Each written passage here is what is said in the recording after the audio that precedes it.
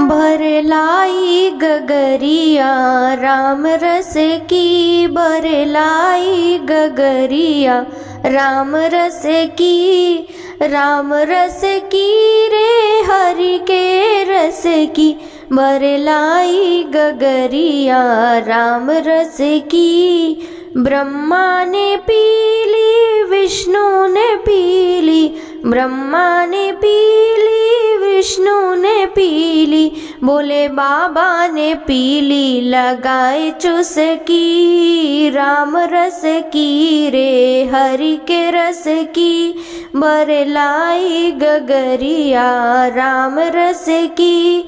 राम जी ने पीली लक्ष्मण ने पीली, राम जी ने पीली लक्ष्मण ने पीली, भक्त हनुमत ने पीली लगाए चुस्की, राम रस की रे हरि के रस की, बरलाई गगरिया राम रस की। भजन साधुओं ने पीली संतों ने पीली, भजन साधुओं ने पीली संतों ने पीली, मुरी नारद ने पीली लगाए चुस्की, राम रस की रे हरि के रस की, बरलाई गगरिया राम रस की। गोपियों ने पीली सखियों ने पीली, गोपियों ने पीली सखियों ने पीली, सभी भक्तों ने पीली लगाए चुस्की, मुनि नारद ने पीली लगाए चुस्की, बरलाई गगरिया राम रस की, बरलाई गगरिया राम रस की, राम रस की रे हरि के रस की, बरलाई गगरिया राम रस की। बोलिए श्री राम भगवान की जय। सभी भक्तों को सादर प्रणाम। आप सभी भक्तों का दिन शुभ एवं मंगलमय हो। आप सभी भक्तों के जीवन पे भगवान श्री रामचंद्र जी की कृपा सदा सर्वदा बनी रहे। प्रिय भक्तों, आज की इस वीडियो में आप रसपान करेंगे माघ मास दिन गुरुवार को श्री बृहस्पति देव जी की कथा एवं आरती। बृहस्पतिवार के व्रत की विधि। बृहस्पतिवार के दिन जो नर नारी व्रत करें उनको चाहिए कि वे दिन में एक समय भोजन करें। इस दिन बृहस्पतिश्वर भगवान का पूजन होता है। इसमें केले का पूजन करना चाहिए। कथा और पूजन के समय मन क्रम वचन से शुद्ध होकर जो इच्छा हो बृहस्पति देव से मांगना चाहिए। उनकी इच्छाओं को बृहस्पति देव अवश्य पूर्ण करते हैं। भोजन में चने की दाल आदि पीले रंग के पदार्थों का होना आवश्यक है। नमक नहीं खावें, पीले कपड़े पहने और पीले ही फूलों का प्रयोग करें। पीले चंदन से पूजन करें। पूजन के बाद प्रेम पूर्वक गुरु महाराज की कथा सुननी चाहिए। इस व्रत के करने से बृहस्पति महाराज प्रसन्न होते हैं। मन की इच्छाएं पूरी होती हैं। धन पुत्र विद्या इच्छित फलों की प्राप्ति होती है। परिवार में सुख तथा शांति बनी रहती है। इसीलिए यह व्रत स्त्री व पुरुषों के लिए सर्वश्रेष्ठ एवं फलदायक है। बृहस्पतिवार व्रत कथा। प्राचीन समय में विदर्भ देश में चित्रसेन नामक राजा राज्य करता था। वह बड़ा प्रतापी और दानी था। वह नित्य देवालय मंदिर में दर्शन करने जाता और गुरु एवं साधुओं की सेवा किया करता था। उसके दरवाजे में कोई भी निराश होकर नहीं लौटता था। वह प्रत्येक गुरुवार को व्रत रखकर विष्णु भगवान का पूजन करता था। परंतु ये सब बातें रानी को अच्छी नहीं लगती थी। वह न स्वयं व्रत करती और न किसी को एक पैसा तक दान में देती थी। तब राजा से भी ऐसा करने को मना किया करती थी। एक दिन की बात है कि राजा तो शिकार खेलने वन में गए हुए थे। घर पर रानी व उसकी दासी अकेली थी। उस समय बृहस्पति देव एक साधु का रूप धारण कर राजा के दरवाजे पर भिक्षा मांगने आए। तो रानी कहने लगी, हे साधु महाराज, मैं तो इस दान पुण्य से तंग आ गई हूँ। मुझे तो घर का ही कार्य समाप्त नहीं होता। दान पुण्य के लिए तो पति देव ही बहुत हैं। अब आप इस प्रकार की कृपा करें कि यह सब धन नष्ट हो जावे और मैं आराम से रह सकूं। साधु बोले, हे देवी, धन से तो कोई दुखी नहीं होता, इसको तो सभी चाहते हैं। पापी भी पुत्र की और धन की इच्छा करते हैं। अगर आपके पास धन अधिक है तो भूखे मनुष्यों को भोजन कराओ, प्याव लगवाओ, गरीबों को दान दो, धर्मशाला बनवाओ, कुआं, तालाब आदि का निर्माण कराओ। निर्धन मनुष्यों की कुमारी कन्याओं का विवाह आदि अनेकों यज्ञादि धर्म कार्य हैं, जिसके करने से आपके कुल और आपका नाम परलोक में सार्थक होगा। लेकिन रानी इन बातों से खुश न हुई। बोली, हे साधु महाराज, मुझे ऐसे धन की आवश्यकता नहीं जिसे अन्य मनुष्यों को दान दूं तथा जिसको रखने में सारा समय बर्बाद हो। साधु ने कहा, देवी, तुम्हारी ऐसी इच्छा है तो ऐसा ही होगा। मैं तुम्हें बताता हूँ, अब वैसा करना। बृहस्पति के दिन बाल बनवाएं, भोजन में मांस मदिरा खाना, कपड़े धोबी के यहाँ धुलने डालना। इस प्रकार 7 बृहस्पतिवार करने से तुम्हारा सब धन नष्ट हो जाएगा। यह कह वह साधु महाराज अंतर्ध्यान हो गए। रानी ने साधु के कहने पर वैसा ही किया।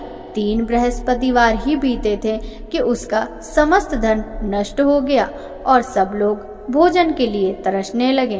तब राजा रानी से कहने लगा, तुम यहाँ पर रहो, मैं दूसरे देश को जाऊं, क्योंकि देश चोरी परदेश भी बराबर है। ऐसा कहकर राजा तो परदेश चला गया। वहां जंगल को जाता और लकड़ी काट कर लाता और शहर में बेचता। इस तरह वह अपना जीवन व्यतीत करने लगा। इधर राजा उधर रानी और दासी भी दुखी रहने लगी। किसी दिन भोजन मिलता और किसी दिन जल पीकर ही रह जाती। एक समय रानी और दासी को 7 रोज बिना भोजन के व्यतीत हो गए। तो रानी ने अपनी दासी से कहा, हे दासी, पास के नगर में मेरी एक बहन रहती है, वह बड़ी धनवान है।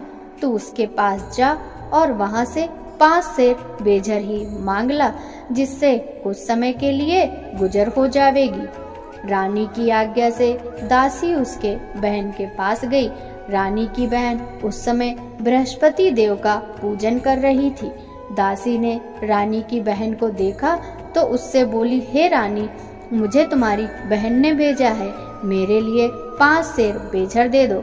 दासी ने यह अनेक बेर कहा, परंतु रानी ने कुछ उत्तर नहीं दिया, क्योंकि वह उस समय बृहस्पतिवार की कथा पढ़ रही थी। जब बांदी को किसी प्रकार का कोई उत्तर नहीं मिला तो वह बहुत दुखी हुई और लौटकर रानी के पास आकर बोली, हे रानी जी, तुम्हारी बहन तो बड़ी आदमीन है, वह हम छोटे लोगों से बात भी नहीं करती। रानी बोली, हे दासी, इसमें उसका कोई दोष नहीं है। जब बुरे दिन आते हैं तब कोई सहारा नहीं देता। अच्छे बुरे का पता आपत्ति काल में ही लगता है। यह हमारे भाग्य का दोष है। इधर उस रानी ने देखा कि बहन की दासी आई थी, परंतु मैं पूजा में लगी होने के कारण उससे नहीं बोली। यह सोचकर वह अपनी बहन के घर जाकर अपनी बहन से कहने लगी, हे बहन, मैं बृहस्पतिवार का व्रत कर रही थी। जब तक कथा होती है तब तक ना उठते हैं और ना बोलते हैं, इसलिए मैं तुम्हारी दासी से ना बोली। कहो दासी क्यों गई थी? रानी बोली, बहन, हमारे घर में अनाज नहीं था, इस कारण मैंने दासी को तुम्हारे पास से कुछ अनाज लाने के लिए भेजा था। बहन बोली, रानी जी, बृहस्पति भगवान सबकी इच्छाएं पूर्ण करते हैं, देखो शायद तुम्हारे घर में अनाज रखा हो। इस प्रकार के वचन सुन रानी घर के अंदर गई तो उसे एक घड़ा बेझर से भरा हुआ मिल गया। रानी और दासी बहुत खुश हुई। दासी कहने लगी, हे रानी जी, देखो, हमको अब जब भोजन नहीं मिलता तो हम हर रोज व्रत करते हैं। अगर इनसे व्रत की विधि और कथा पूछ ली जावे तो हम भी किया करेंगे। तब उस रानी के पूछने पर रानी की बहन ने कहा, गुरु के व्रत में चने की दाल व हल्दी से विष्णु भगवान का केले की जड़ में पूजन कर दीपक जलावें, पीला भोजन करें तथा कहानी सुने। इस प्रकार से गुरु भगवान प्रसन्न होते हैं, अन्न धन पुत्र देते हैं, व्रती की मनोकामना पूर्ण करते हैं। रानी व दासी दोनों ने निश्चय किया कि वे बृहस्पति का व्रत एवं पूजन अवश्य करेंगी। 7 रोज बाद जब बृहस्पतिवार आया तो उन्होंने व्रत रखा। दासी गुड़साल में जाकर चने की दाल व गुड़ बीन लाई और विष्णु भगवान का पूजन किया। अब भोजन पीला कहाँ से आवे, यह सोचकर बेचारी बड़ी दुखी हुई, परंतु उन्होंने व्रत किया था, इस कारण गुरु भगवान प्रसन्न थे। वे 2 थालों में सुंदर पीला भोजन लेकर आए और दासी को देकर बोले, हे दासी, यह तुम्हारे और रानी के लिए है, तुम दोनों करना। दासी बड़ी प्रसन्न हुई और रानी से जाकर बोली, चलो रानी जी, भोजन कर लो। रानी को तो इस विषय में कुछ पता ही नहीं था, इसलिए वह दासी से बोली, तू ही भोजन कर, क्यों तू हमारी व्यर्थ में हंसी उड़ाती है। दासी बोली, एक महात्मा भोजन दे गए हैं। रानी कहने लगी, वह भोजन तेरे लिए ही दे गए हैं, तू ही भोजन कर। दासी ने कहा, वह महात्मा हम दोनों को 2 थालों में भोजन दे गए हैं, इसलिए हम और तुम दोनों ही साथ साथ भोजन करेंगी। इस प्रकार रानी और बांदी ने गुरु भगवान को नमस्कार कर भोजन ग्रहण किया। उस दिन से रानी और बांदी गुरुवार का व्रत और विष्णु भगवान का पूजन करने लगी। बृहस्पति भगवान की कृपा से रानी और दासी के पास फिर से धन हो गया। रानी उसी प्रकार फिर से आलस करने लगी। तब दासी बोली, देखो रानी जी, तुम पहले भी इस प्रकार का आलस करती थी, इसी से सब धन नष्ट हुआ। अब गुरु भगवान की कृपा से धन मिला है तो फिर तुम्हें आलस्य होता है। बड़ी मुसीबतों के बाद हमने यह धन पाया है, इसलिए तुम्हें दान पुण्य करना चाहिए। अब आप भूखे मनुष्यों को भोजन कराओ, मंदिर पाठशाला बनवा के दान दो, कुंवारी कन्याओं का विवाह कराओ। इस तरह धन को शुभ व धर्म कार्यों में खर्च करो, जिससे तुम्हारे कुल का यश बढ़े तथा स्वर्ग प्राप्त हो। इस प्रकार तुम्हारे पितर भी प्रसन्न होंगे। रानी ने जब ये शुभ कार्य करने प्रारंभ कर दिए तो उनका यश फैलने लग गया। एक दिन रानी और दासी विचार करने लगी कि न जाने राजा किस दशा में होंगे, उनकी कोई खबर नहीं मिली है। उन्होंने गुरु भगवान से प्रार्थना की तो भगवान ने रात्रि में राजा को स्वप्न में कहा, हे राजा, जा तेरी रानी तुझको याद करती है। राजा प्रातःकाल उठा और विचार करने लगा। स्त्री जाति खाने व पहनने की संगनी होती है, पर स्वप्न की बात मानकर वह अपने नगर के लिए चलने को तैयार हुआ। यहाँ परदेश में वह प्रतिदिन जंगल से लकड़ी लाता और शहर में बेचकर अपने जीवन को बड़ी कठिनाई से व्यतीत कर रहा था। जब वह एक दिन राजा दुखी हो अपनी पुरानी बातों को याद करके रोने लगा, तब उस जंगल में बृहस्पति एक साधु का रूप धारण कर आए और राजा के पास आकर बोले, हे लकड़हारे, तुम इस सुनसान जंगल में किस चिंता में बैठे हो, मुझे बतलाओ। यह सुनकर राजा सजल नेत्रों से साधु की वंदना करते हुए बोला, प्रभु, आप तो सब कुछ जानते हो। इतना कहकर राजा ने साधु को अपनी संपूर्ण कहानी सुना दी। महात्मा तो दयालु होते हैं। वे बोले, अब तुम किस बात की चिंता मत करो, भगवान तुम्हें पहले से अधिक धनवान करेंगे। देखो, तुम्हारी स्त्री ने गुरुवार का व्रत प्रारंभ कर दिया और तुम भी मेरा कहा मानकर बृहस्पतिवार के दिन व्रत रखकर चने की दाल व गुड़ लोटे में डालकर केले का पूजन किया करो तथा कहा करो, भगवान तुम्हारी सब कामनाओं को पूर्ण करेंगे। साधु को प्रसन्न देख राजा बोला, प्रभु, मुझे लकड़ी बेचकर इतना पैसा नहीं मिलता जिससे भोजन करने के बाद कुछ बचा सकूं। मैंने कल रात्रि में अपनी रानी को भी व्याकुल देखा है। मेरे पास कुछ भी नहीं है जिससे उसकी खबर भी मंगा सकूं। फिर मैं कौन सी कहानी कहूं, यह भी मुझको मालूम नहीं है। साधु ने कहा, तुम किसी बात की चिंता मत करो।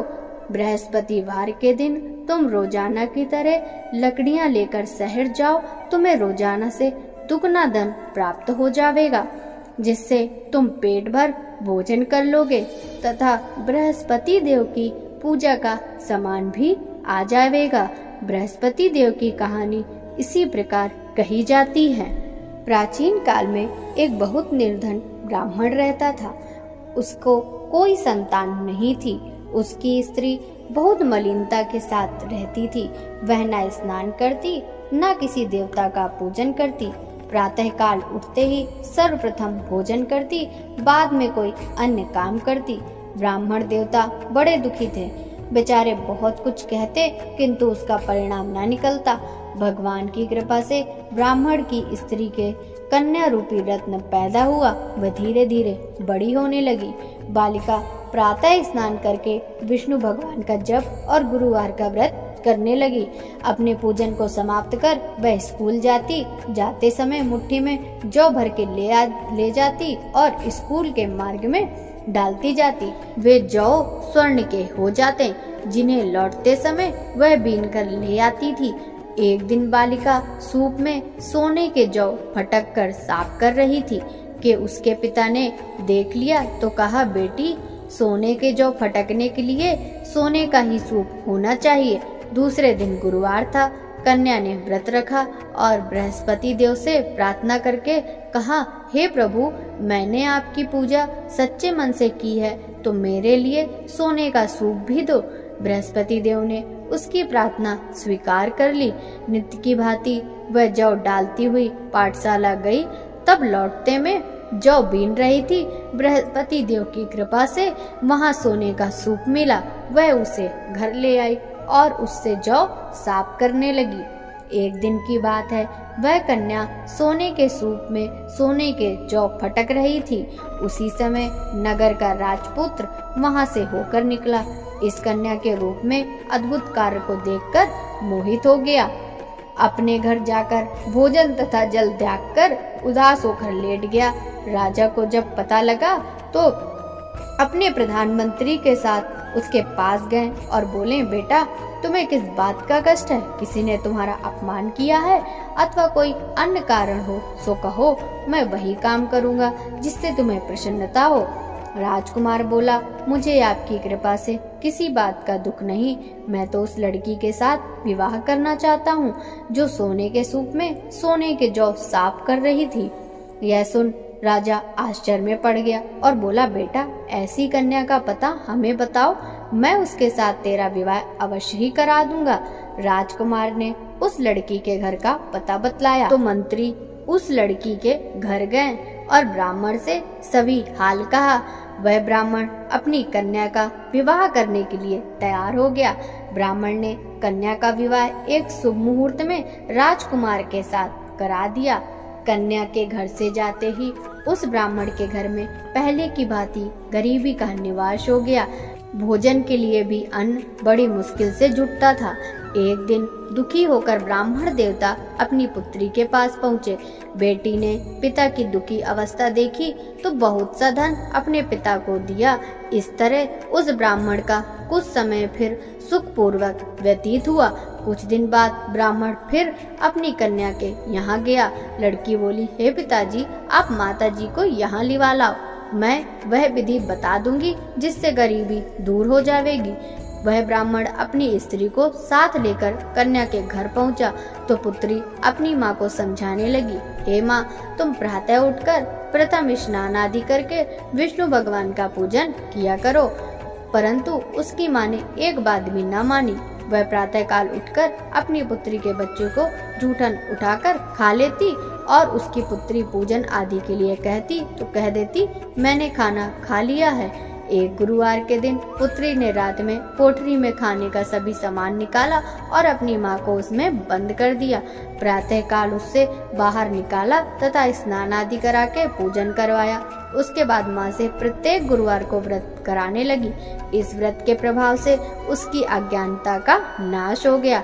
बृहस्पति देव के प्रभाव से वह अपने पति सहित सुख भोग कर अंत में स्वर्ग को गई। इस तरह कथा सुनाकर साधु देवता वहां से लोप हो गए। धीरे धीरे समय व्यतीत होने पर बृहस्पतिवार का दिन आया। राजा जंगल से लकड़ी काटकर शहर बेचने गया। उसे उस दिन रोज से ज्यादा पैसे मिले। राजा ने चने की दाल आदि लाकर व्रत किया। अब तो सभी क्लेश दूर होने लगे, परंतु एक गुरुवार को वह व्रत करना भूल गया। इस कारण बृहस्पति देव नाराज हो गए। उस दिन वहां के राजा ने विशाल यज्ञ का आयोजन किया था। उसने नगर में यह घोषणा करा दी कि कोई भी मनुष्य अपने घर भोजन न बनावे, न चूल्हा में आग जलावे।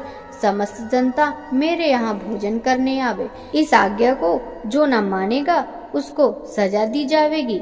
राजा की आज्ञानुसार नगर के सभी लोग भोजन करके चले गए, मगर वह लकड़हारा कुछ देर से पहुंचा, इसलिए राजा उसको अपने साथ महल में लिवा गए।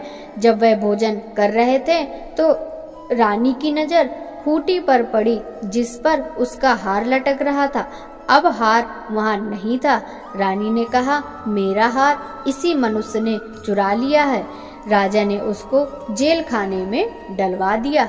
जब राजा जेल खाने में पड़ गया तो विचार करने लगा कि जाने कौन से कर्म से मेरे लिए यह दुख प्राप्त हुआ। वह साधु की याद करके रोने लगा तो बृहस्पति देव साधु के रूप में प्रकट हो गए और उसकी दशा देखकर कहने लगे, अरे मूर्ख, तूने इस बार बृहस्पति देव का व्रत नहीं किया, इस कारण तेरे लिए दुख प्राप्त हुआ है। अब चिंता मत कर, बृहस्पतिवार के दिन जेल खाने के दरवाजे पर कुछ पैसे पड़े मिलेंगे, तू सामान मंगाकर व्रत करना। ऐसा ही हुआ और राजा ने कथा कही। उसी रात्रि को बृहस्पति देव ने उस राजा को स्वप्न में कहा, हे राजा, तुमने जिस आदमी को जेल खाने में बंद किया है वह निर्दोष है, उसे छोड़ देना। रानी का हार तो उसी खूंटी पर लटका है, अगर ऐसा नहीं करेगा तो मैं तेरे राज्य को नष्ट कर दूंगा। राजा प्रातः काल उठा और खूंटी पर हार देखकर लकड़हारे को बुलाकर क्षमा मांगी तथा राजा के योग सुंदर वस्त्र आभूषण देकर उसे विदा किया। अब गुरुदेव की आज्ञा अनुसार राजा अपने नगर को चल दिया। राजा अपने नगर के निकट पहुंचा तो उसे बड़ा आश्चर्य हुआ। नगर में पहले से अधिक बाग, तालाब और कुएं तथा बहुत सी धर्मशाला, मंदिर बन गए थे। राजा ने पूछा, यह किसके बाग और धर्मशाला हैं? तब नगरवासी कहने लगे, यह सब रानी और बांदी के हैं।